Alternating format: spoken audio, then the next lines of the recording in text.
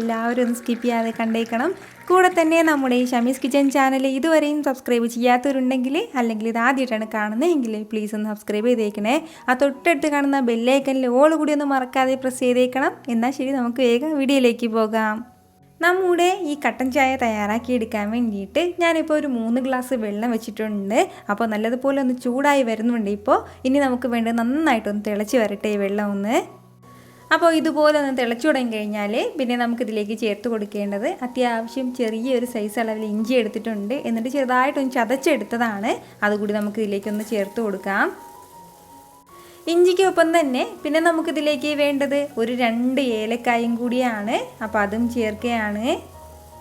ഇനി നമുക്ക് ഇതിലേക്ക് വേണ്ടത് ചെറിയൊരു പീസ് അളവിൽ കറുവാപ്പട്ട എടുത്തിട്ടുണ്ട്. എന്നിട്ട് ചെറുതായിട്ട് ഇതുപോലെ നുടച്ചെടുത്തിട്ടുണ്ട്. അതുകൂടി ചേർക്കാം.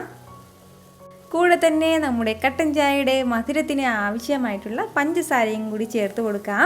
അപ്പോൾ ഈ പഞ്ചസാരയും ചേർത്ത് കൊടുത്തതിന് ശേഷം ഒരു 2 മിനിറ്റ് നമ്മൾ നല്ലതുപോലെ ഒന്ന് തിളപ്പിച്ചെടുക്കണം. നമ്മുടെ പഞ്ചസാരയൊക്കെ നല്ലതുപോലെ ഒന്ന് ഉരുകി കിട്ടണം, മെൽറ്റായി കിട്ടണം.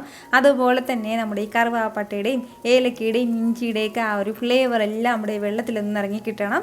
അതിന് വേണ്ടിയിട്ട് ഏകദേശം ഒരു 2 മിനിറ്റോളം നമ്മളൊന്ന് തിളപ്പിക്കണം.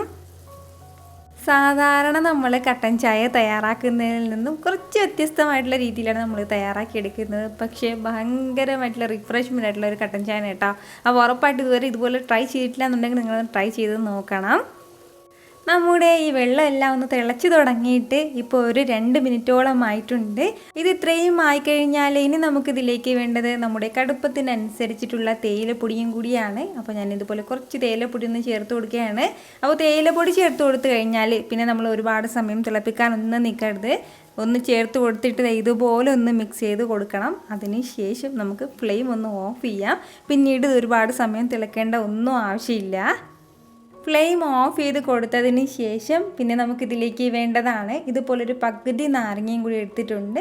ആ നാരങ്ങയുടെ ജ്യൂസ് കൂടി നമുക്കിതിലേക്ക് ഒന്ന് ചേർത്ത് കൊടുക്കാം. ഫ്ലെയിം ഓഫ് ചെയ്ത് കൊടുത്തതിന് ശേഷം മാത്രം ചേർത്ത് കൊടുത്താൽ മതിയാവും. നമ്മൾ ഈ ലെമൺ ജ്യൂസ് ഇതിലേക്ക് ചേർത്ത് കൊടുക്കുന്ന സമയത്ത് നമ്മുടെ കട്ടൻ ചായയുടെ ആ ഒരു കളർ, അതായത് കടുത്ത കളറൊന്നും മാറിയിട്ടൊന്ന് ലൈറ്റ് കളറാകും. അപ്പോൾ ഇത്രയും ആയിക്കഴിഞ്ഞാൽ പിന്നെ ഇനി വേറെ ഒന്നും ചെയ്യേണ്ട ആവശ്യമില്ല. നമുക്ക് നന്നായിട്ടൊന്ന് ഫിൽറ്റർ ചെയ്ത് ഗ്ലാസ്സിലേക്ക് സെർവ് ചെയ്യാവുന്നേ ഉള്ളൂ. വളരെ റിഫ്രഷ്മെൻ്റ് ആയിട്ടുള്ള നല്ലൊരു കട്ടൻ ചായയാണ്. ഉറപ്പായിട്ട് എല്ലാവരും ഒന്ന് തയ്യാറാക്കി നോക്കണം. അതിനുശേഷം ഫീഡ്ബാക്ക് എനിക്ക് മറക്കാതെ ഒന്ന് അറിയിക്കുകയും വേണം. കാരണം നിങ്ങളുടെ ഫീഡ്ബാക്ക് കാണുമ്പോഴായിരിക്കും അത് മറ്റുള്ളവർക്ക് തയ്യാറാക്കി നോക്കണം എന്നുള്ളൊരു പ്രചോദനം ഉണ്ടാകുന്നത്. അപ്പോൾ ഈ വീഡിയോ ഇഷ്ടമായാൽ എല്ലാവരും ഒന്ന് ലൈക്ക് ചെയ്യാനും കൂടെ തന്നെ നിങ്ങളുടെ ഫ്രണ്ട്സിനും ഫാമിലിക്കും എല്ലാവർക്കും ഒന്ന് ഷെയർ ചെയ്ത് കൊടുക്കാനും മറക്കരുത്. വീണ്ടും നല്ലൊരു ഉഷാർ വീഡിയോ ആയിട്ട് ഞാൻ വരുന്നതായിരിക്കും. അതുവരേക്കും എല്ലാവരും ഹാപ്പി ആയിട്ടിരിക്കുക, സന്തോഷമായിട്ടിരിക്കുക, എല്ലാവരും സേഫ് ആയിട്ടിരിക്കണം. Take care dear friends.